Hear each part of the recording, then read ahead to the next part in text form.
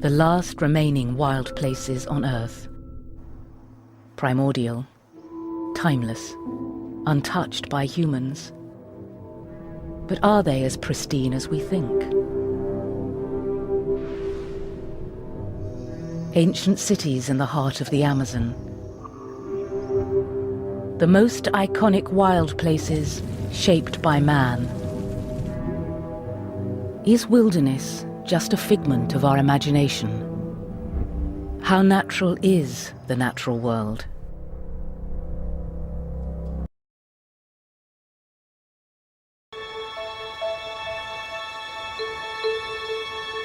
If there ever were a place on Earth we'd expect to be pristine, it's here. The Amazon. Covering an area the size of Australia, the region is a world icon of biodiversity.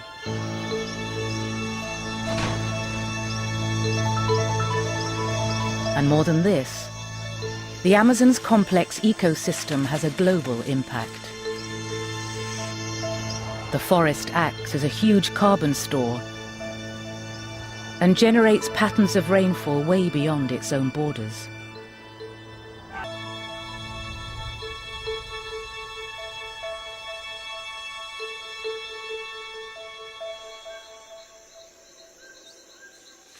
Since Europeans first encountered the Amazon in the 16th century, it has presented an enigma.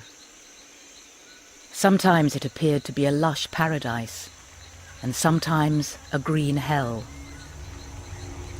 It's been seen as a place abounding in life, but also as a hostile emptiness.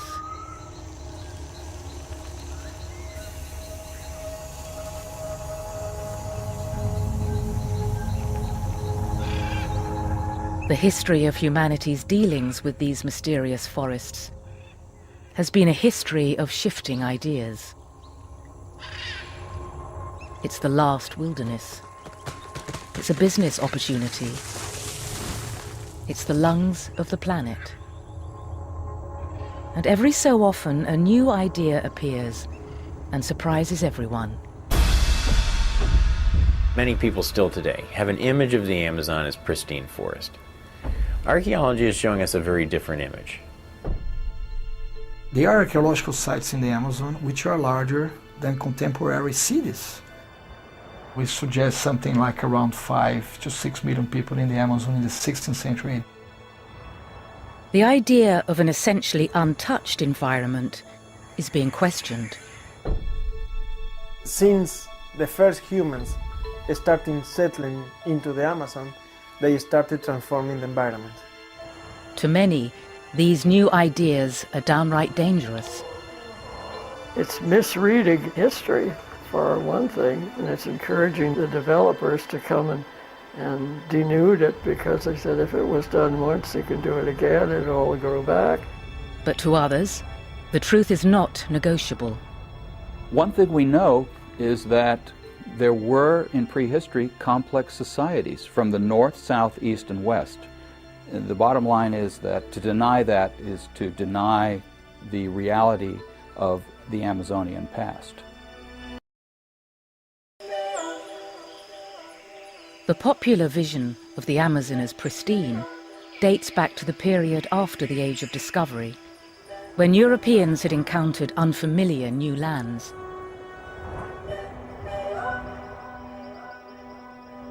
These sorts of concepts of pristine really had to do with their conception of land tenure. And so if they didn't see people actually fencing in the land, cutting all the trees down, burning up the land and converting it into, say, cattle pastures or other sorts of major landscape transformations, then they often didn't consider there to be any kind of land use going on, and therefore these landscapes could be called primeval, pristine, virgin, what have you. In Latin, it was called terra nullius, the land of nobody. Von Humboldt was one of several naturalists with that kind of idea. Alexander von Humboldt was a German scientist and explorer who promoted the idea of the Amazon as a virgin paradise after visiting the region in 1800. He'd been impressed by the sheer abundance of the forest. one may almost regard man as not being essential to the order of nature. The earth is loaded with plants, and nothing impedes their free development. Here, in a fertile country, adorned with eternal verdure, we seek in vain the traces of the power of man. In Humboldt's mind, the indigenous people had no lasting impact on the forest in which they lived. He encouraged a number of artists to visualize his highly romanticized view of the Amazon and its people. The indigenous people are grouped in with nature itself, as if they are part of the background scene to a pristine environment. And that gives us, in the case of the Amazon, which indeed had very low population densities, scattered settlements of forest peoples, a seeming aura of primeval nature, untouched by human hands, and particularly untouched by agrarian technologies, which have the effect of altering environments and managing them for human purposes. By considering the indigenous people as part of nature, Europeans were able to envision an untouched, pristine forest. This view of the Amazon and its people has dominated the way that most of us have thought about the region ever since.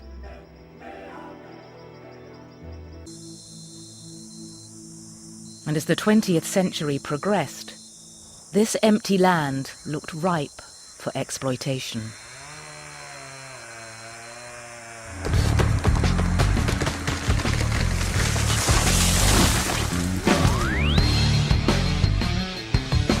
In the 1970s, the military government of Brazil saw in the vastness of the Amazon an opportunity to expand the country's economy and solve the problem of a burgeoning population of landless peasants. Grand road-building projects were slicing through the forest to give access for the development of cattle ranches and farms. It was a very interesting and probably not so good time for the Amazon in the 70s. There were many different programs going on to populate the Amazon. They thought it was a land without people. And so they were looking for people without land in several parts of Brazil and sending these people there. But even as the trees were being felled, experts were questioning one of the basic assumptions behind the government's campaign, that the green forest meant fertile land. New research was revealing the unexpected nature of the Amazonian soils, and an American archaeologist called Betty Meggers would use this to redefine the way we think about the Amazon ecosystem.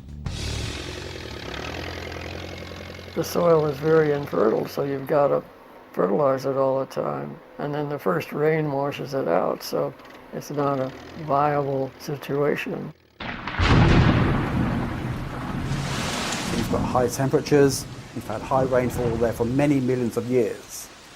So you've had leaching chemical weathering that has long since sort of weathered away and washed away all the valuable minerals and nutrients from the soil.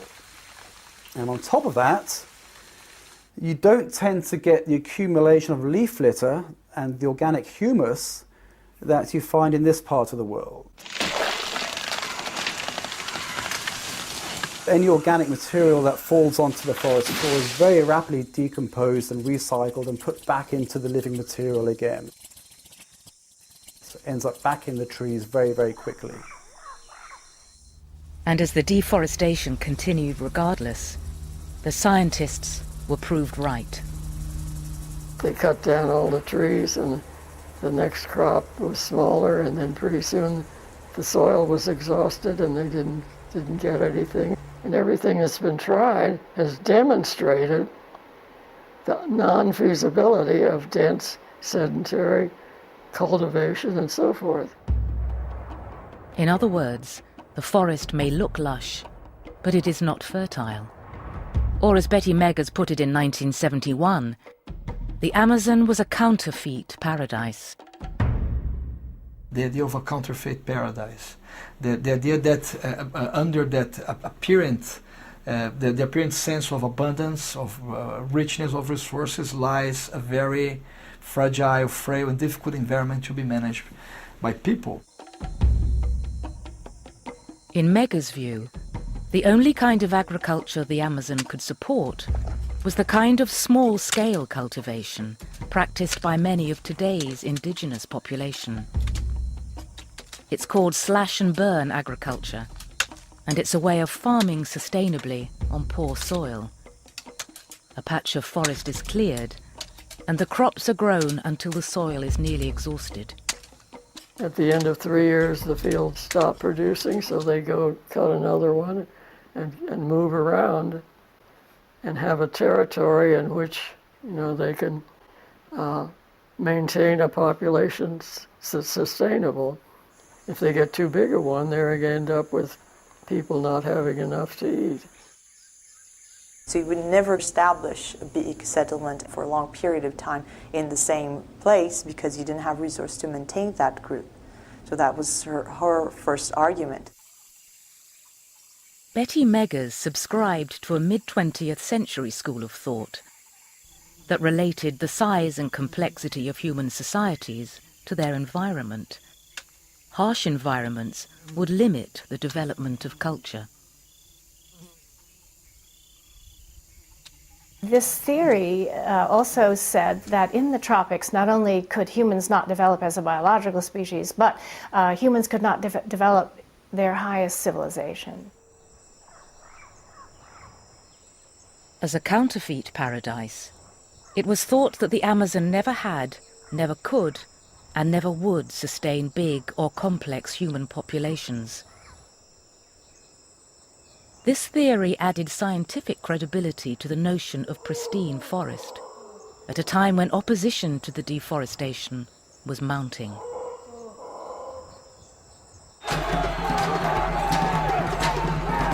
The destruction of the Amazon became a focus of concern for many different groups and interests. Some NGOs collaborated with indigenous tribes and other poor forest communities, trying to protect these people and their lands from developers. Other NGOs took a more conventional approach to nature conservation, including some international wildlife conservationists. Many people characterize development in the Amazon as fundamentally bad. Human impacts of any kind. The people who were doing biodiversity conservation were like, if it flies or walks on four legs, that's important. People are bad. In the 70s, the Brazilian government began protecting some of the forest through the creation of national parks. They initially followed the American conservation model. The old traditional approach to conservation, to national parks for example, has been to put up a fence around a particular plot of forest and to keep people out, and under the assumption that any kind of human land use is detrimental.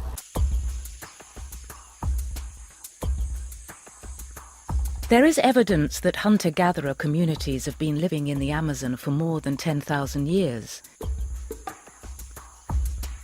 But until recently, they were considered to have minimal effect on their environment.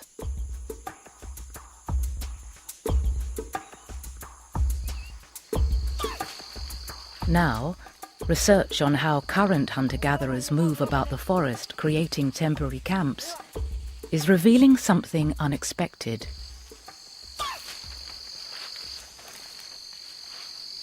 Today's hunter-gatherers in the Amazon are not passively adapting to the forest, but they are actively managing it.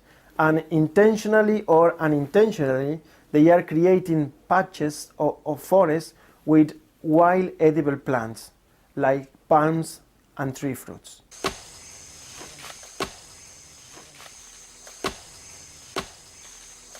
Every time they open a camp, they are disturbing the forest, and they are creating a new type of forest that is a more rich forest. The result is a forest that's rather less virgin than we imagined. It's an anthropogenic or man-made forest. One that owes its character not just to the interplay of natural forces, but has also been significantly shaped by the people who have lived in it.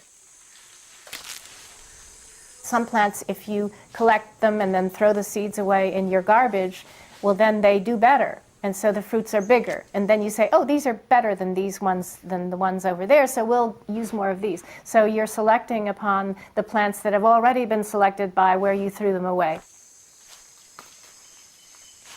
And this thing then grows into a tree and is later perhaps distributed by other organisms that also like the pulp of that fruit tree. And they could then move into such places and spread the human effect around, but it's still an anthropogenic effect.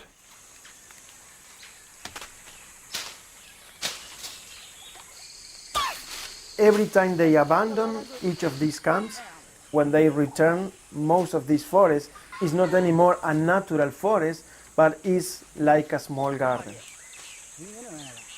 Over a period of years, 100 years, and over a period of millennia, this forest that just started with the opening of a camp is going to be a pretty managed forest.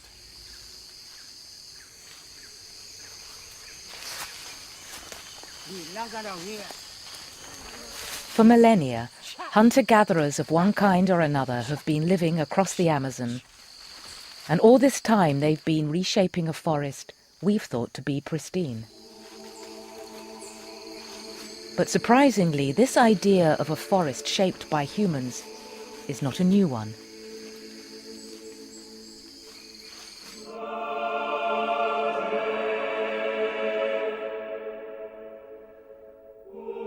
"450 years ago, the first European explorers to set foot in the Amazon gave a very different account of the region and its inhabitants.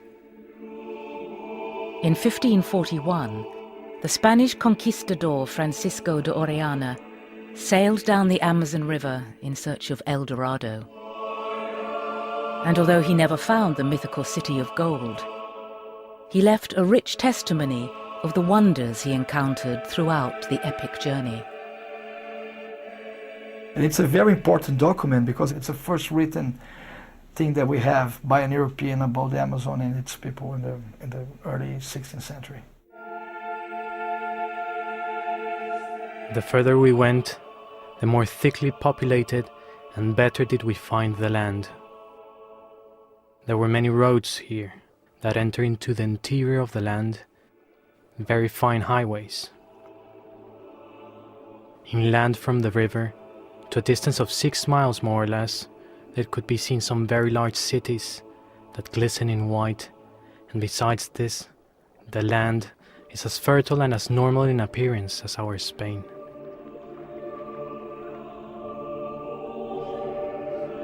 We can see that he was impressed of how many people, how many villages there were, one after the other. He describes like days and days going down the Amazon and not one empty space. He couldn't believe how gorgeous the culture was. He raved over the beautiful pottery which the women made. And the clothing, the beautiful painted robes that people wore, just amazed him.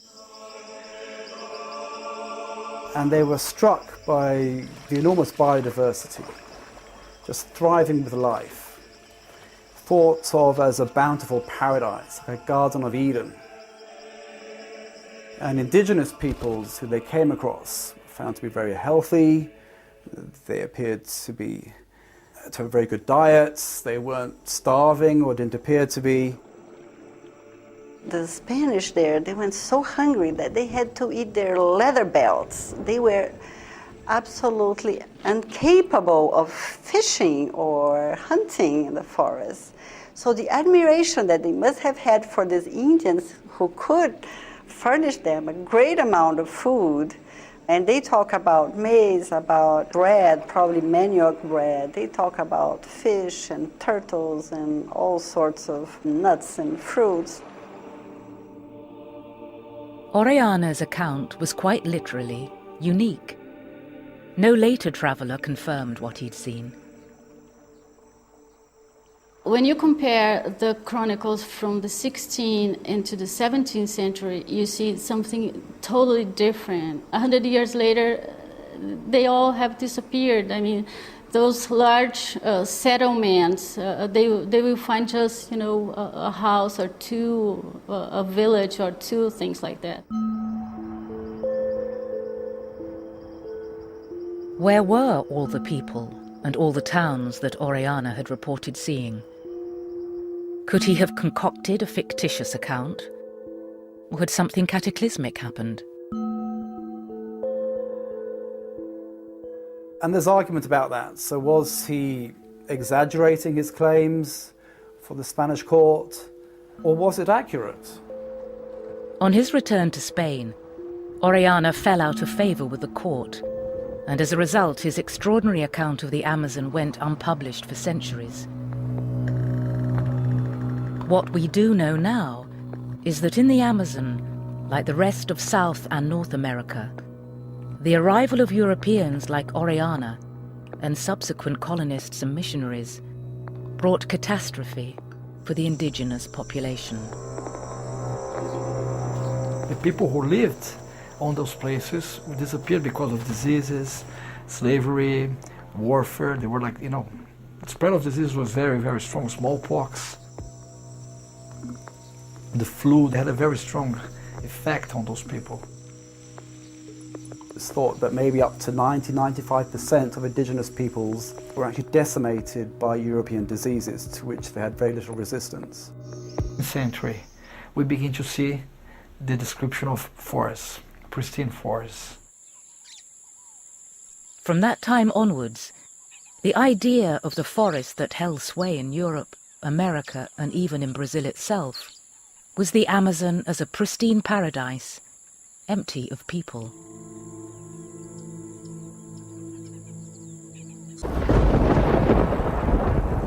As a result, it became illegal for people, both indigenous and mixed-race forest communities, to live in the new parks. Environmentalism can be a new form of imperialism.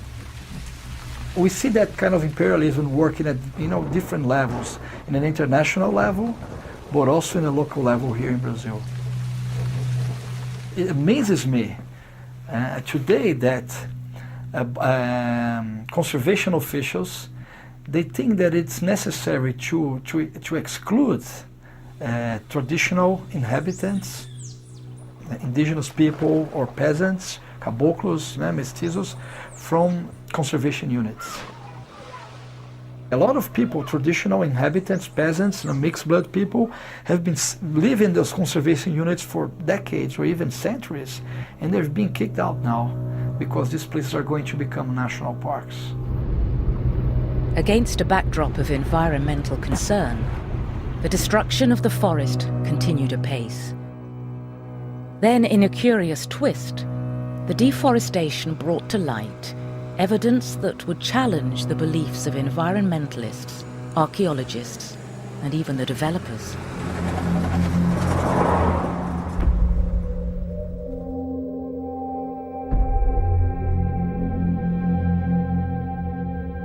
In 1986, the Brazilian geographer Alceu Hanzi was on a flight to Acre in the southwest Amazon when he spotted something unusual.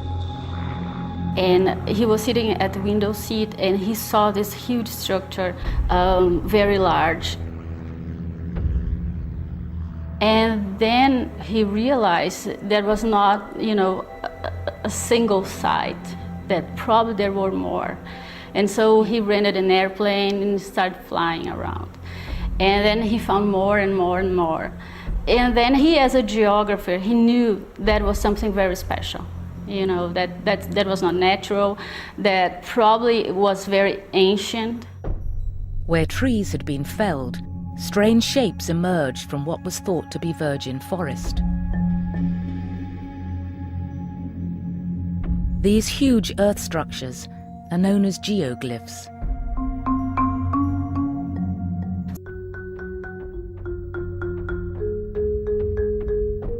They may measure almost the size of 2 football fields.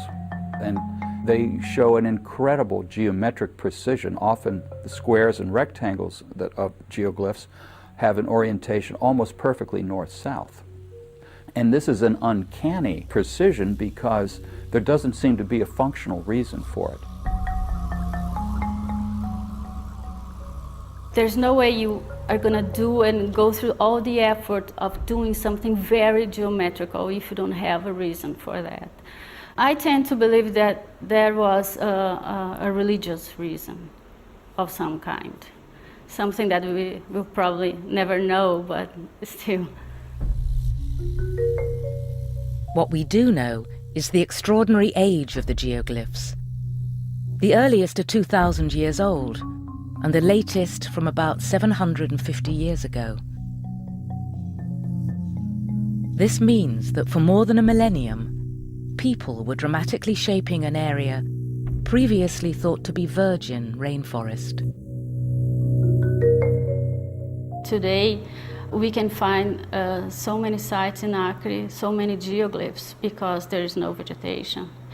And that's something that makes us wonder what is under the vegetation that's still up in many other places in the Amazon. Some estimate that what we can see represents only 10% of the total. If proved right, this apparently uninhabited region could have sustained some 600,000 people. However, the identity of these people remains a mystery. Besides the geoglyphs, they left practically no traces of themselves. We know that for sure that lots of people were necessary to build the geoglyphs, but where they left their remains? Where are the burials? Where are the houses? Where are the ceramics? We just don't find them.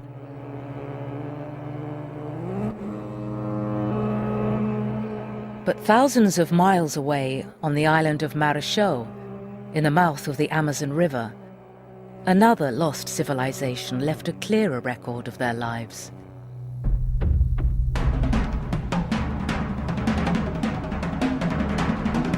This is the Pororoca, a tidal surge that twice a year travels in from the sea.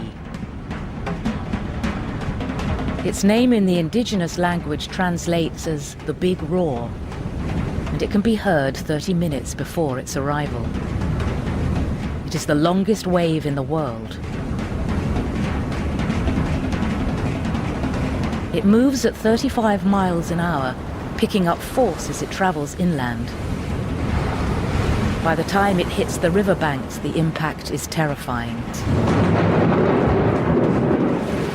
So for more than half of each year, most of the island is submerged. The result is a landscape shaped and dominated by water. To survive here in the past, people built earthen mounds which archaeologists have since rediscovered. They were built because those are flooded lands. So people had to build mounds in order to manage that environment and to have high ground to live on top of it.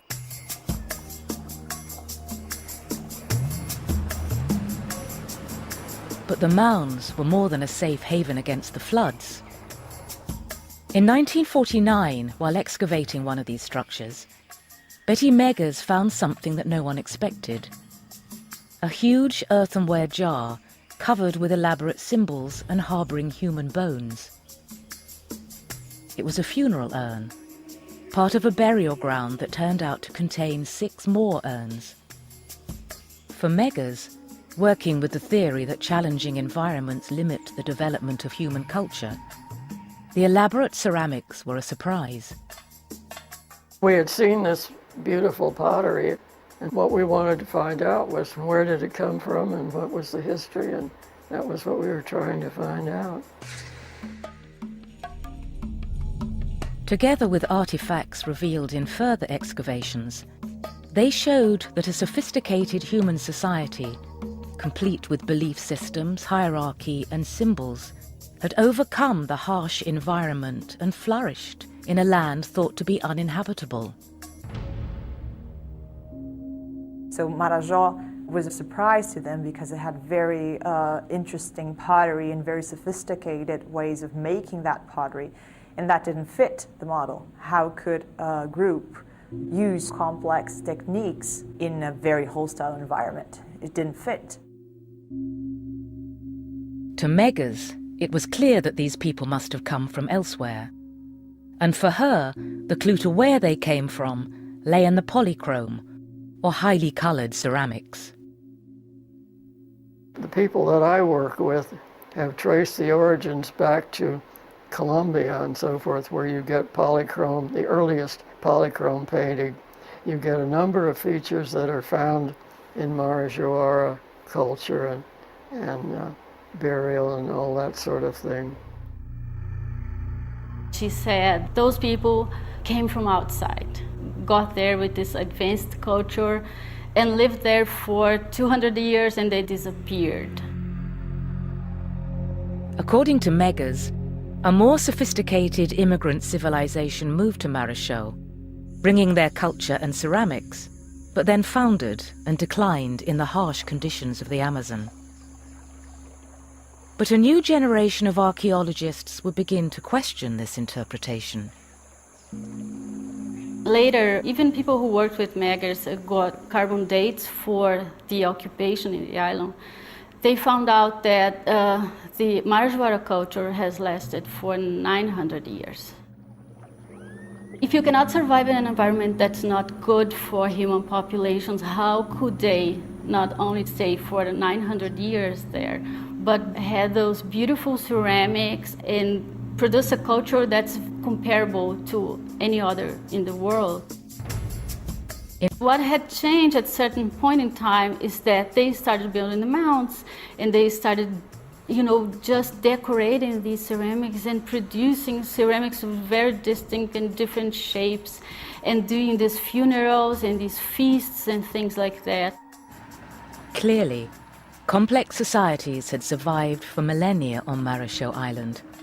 But the question of how they sustained themselves in a region ill-suited to agriculture remained.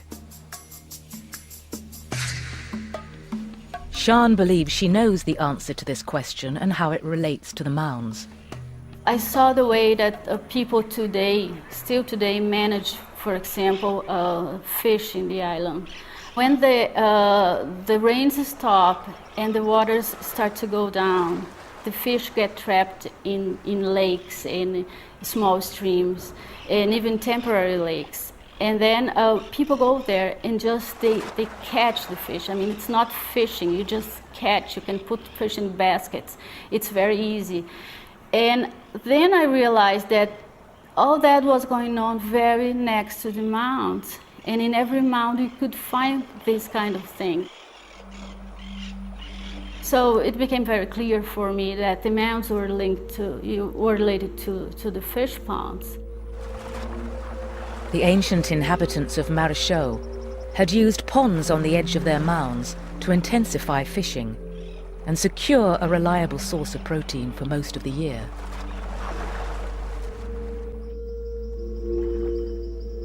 It looked like these ancient communities were not passive survivors at the mercy of their Amazon environment, but were deliberately reshaping the land and managing the wildlife in ways that allowed them to develop complex cultures. This was a radical new idea that challenged conventional beliefs about the limitations of human development in the Amazon. Beliefs that would be further shaken by another outstanding discovery in the 1980s. Not artifacts or earthworks, but the earth itself. A soil of almost miraculous fertility, known as TERRA PRETA, or dark earth. The discovery of terra preta black earth soils in Amazonia is a truly amazing discovery, because Amazonia has always been assumed to be very infertile and not to be conducive to intensive agriculture. The soil is almost oily, very dark. It's almost like working in a coal mine. And these soils are extremely fertile and are far more fertile than the surrounding soils. In fact, the crop yields produced on dark earths are so good that it is now widely regarded as the most fertile soil in the world. But the other thing is that those soils are very stable. And that's what's so fascinating about the terras pretas as well, because one problem with contemporary agriculture in the tropics is that one has to put a lot of fertilizers, and very fast, after 2 or 3 years, those fertilizers are washed away by the rain. Terra preta soils, they don't lose their nutrients. They're very stable for over hundreds of years. And wherever terra preta is found, there is evidence of human occupation going back centuries, often in the form of broken ceramics, which archaeologists call pot shards. The amount of potsherds that one sees on the surface and also buried on the sites is really, it's huge. We find evidence of houses, of fences, of structures, of platform mounts for the building of the houses. We have evidence of food processing on those places as well. Sometimes we dug cemeteries, people being buried there. So to me, they represent the ancient settlements of people who live in the Amazon in the past. The most remarkable thing about this miracle soil is that ancient people didn't just use the terra preta, they created it. And we know that because in the southern Amazon, people like the Kuikuru tribe are still creating dark earths today. Então essa terra preta está sendo produzido naturalmente. Nosso lixo orgânico sempre jogado no interior das aldeias, assim, no interior das casas, atrás das casas. Quando passa 3 anos, a terra começa a ficar preta. Né? Quando planta as coisas ali, cresce bem lá.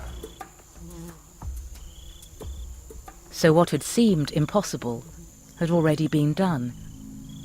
Indigenous peoples had transformed the one thing that everyone thought would have prevented the development of large civilizations in the Amazon. And there was yet another striking revelation to come from the dark earths. It was to do with the accounts left by Oriana in his search for the legendary cities of gold.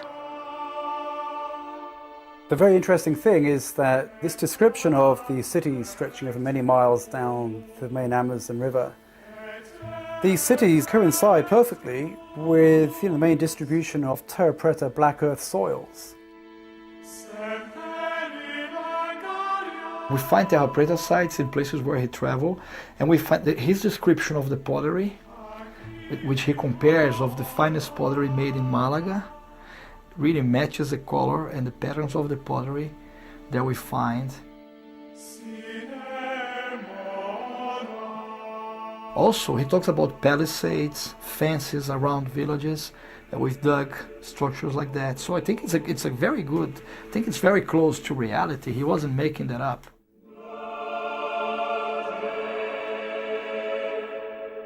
It was becoming clear that the so-called virgin rainforest had in fact once been home to a substantial population. And we know through the archaeology that the areas adjacent to the floodplain were full of people. We have sites from the headwaters of the Amazon to the mouth of the Amazon. So most people today work with the hypothesis that there were like around 5.5 million people in the Amazon by the time of the arrival of the Europeans. 450 years after it was written, Oriana's account was finally vindicated. Far from being a fantastical traveller's tale, it is now widely accepted as historical record. Most of Oriana's observations were made close to the Amazon River.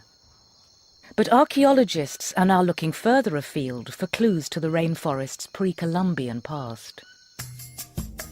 In the 1990s, at the heart of the largest indigenous reserve in the Amazon, Michael Heckenberger began to piece together a picture of the communities that thrived at the time of Oriana's voyage.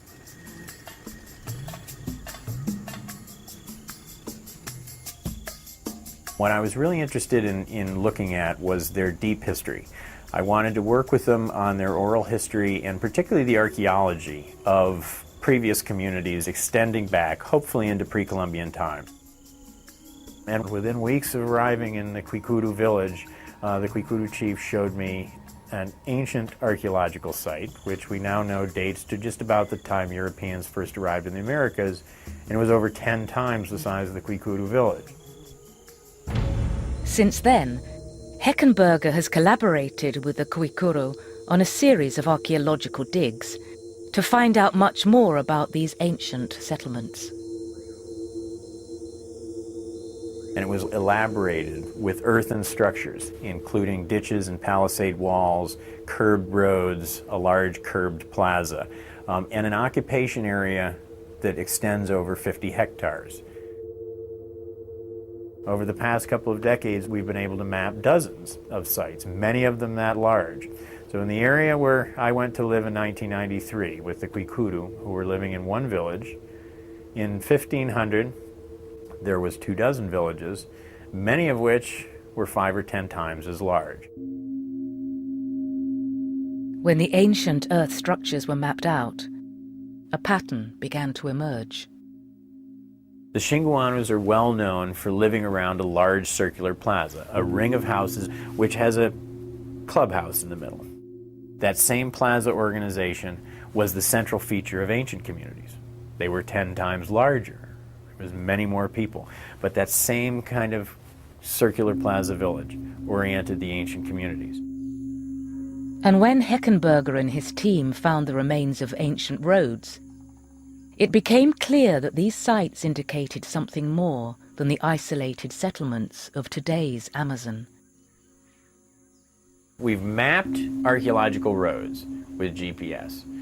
Based on that mapping, what we've done is extrapolated the directions of those roads across the landscape. And to our surprise, they actually link up with other archaeological sites. And so the entire region was organized almost like a lattice work of roads, north to south and east to west. Sounds very urban. Heckenberger was revealing a highly planned pre-Columbian settlement pattern, unlike anything that had existed in the old world. They were integrated in these multi-centric clusters. They always had a single central community. They had 2 major satellites, one to the south, one to the north, 2 other major satellites to the east and west. And those 5 communities formed a core area. And it's this multi-centric form of urbanism that's really quite novel. We haven't seen anything similar to that anywhere else on the planet. It's an alternative form of urbanism. But in terms of integration, regional design and planning, in many respects they were more complex than the ancient Grecian polis or the medieval towns and villages. The next stage was to get an idea of the extent of these settlements across the region. In doing this, the researchers capitalized on the fact that the Kwikuru villages are rich in dark earths, TERRA PRETA. In the Xingu, what we've seen is that the indigenous population in settlements has changed the actual properties of the soil, and that these minute changes in the soil chemistry actually cause the vegetation to grow differently. And that, in turn, affects the look of the forest. It's not a difference that can be seen with the naked eye, but aerial and satellite imagery can reveal this human footprint. When the researchers expanded their view to take in the whole Xingu Basin, the extent of the potential human impact on the forest was revealed. The black dots represent known archaeological site locations and locations of current human habitation.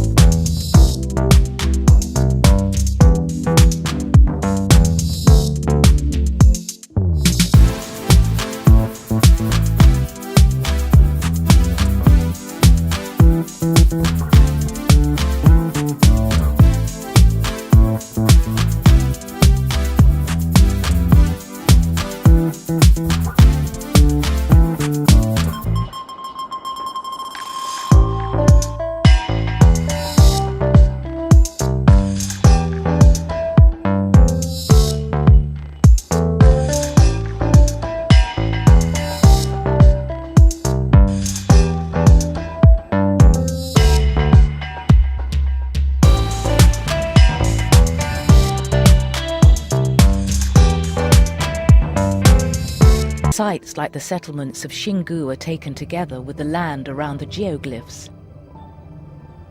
The mounds of Marachaux, the dark earth sites and many other areas of study. A startling picture emerges.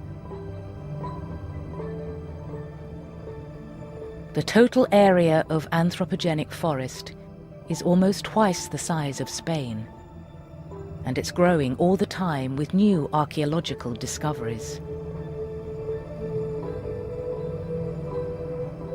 The idea of a vast, unbroken, wholly pristine wilderness is now no longer credible.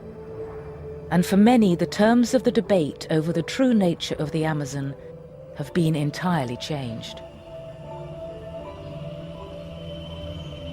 When people think about pristineness, they're thinking about something that comes from the past, a very removed, very ancient past, and needs to be preserved for the future.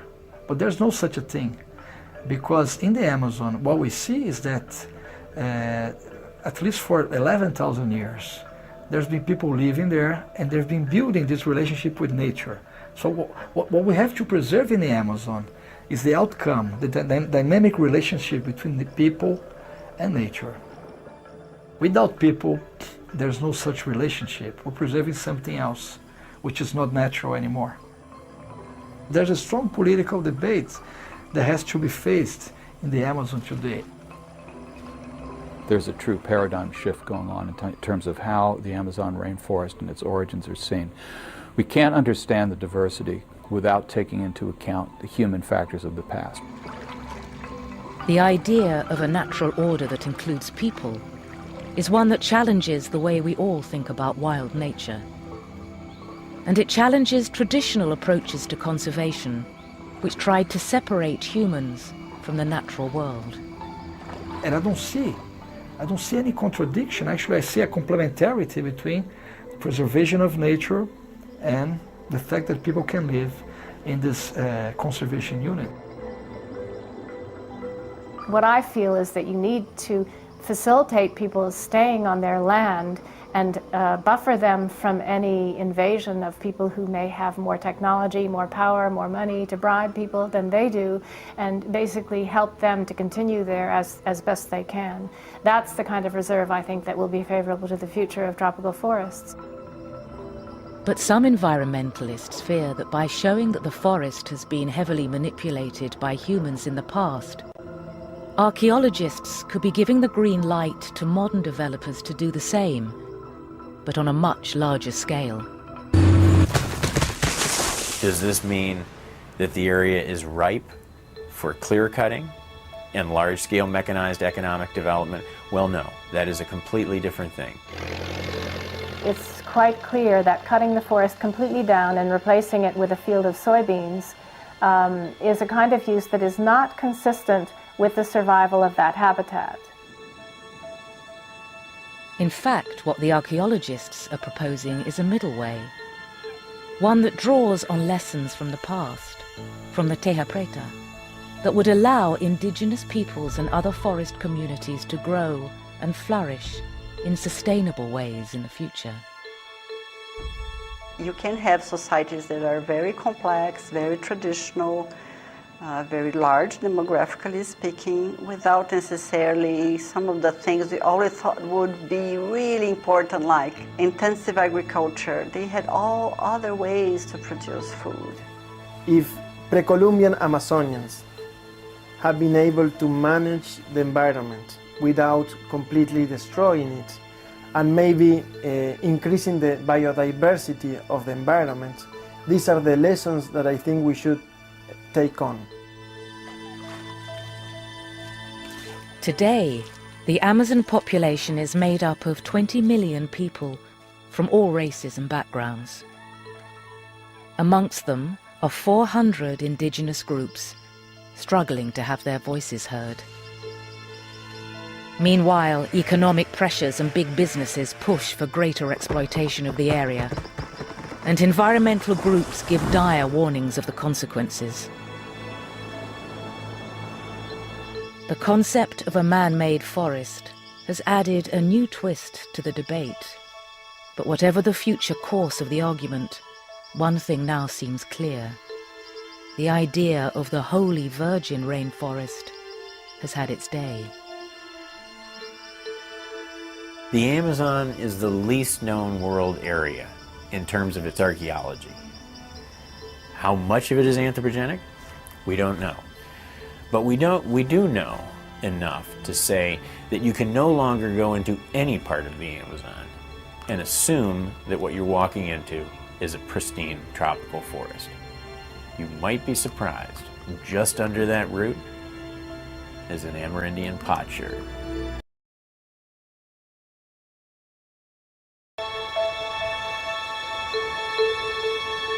If there ever were a place on Earth we'd expect to be pristine, it's here. The Amazon.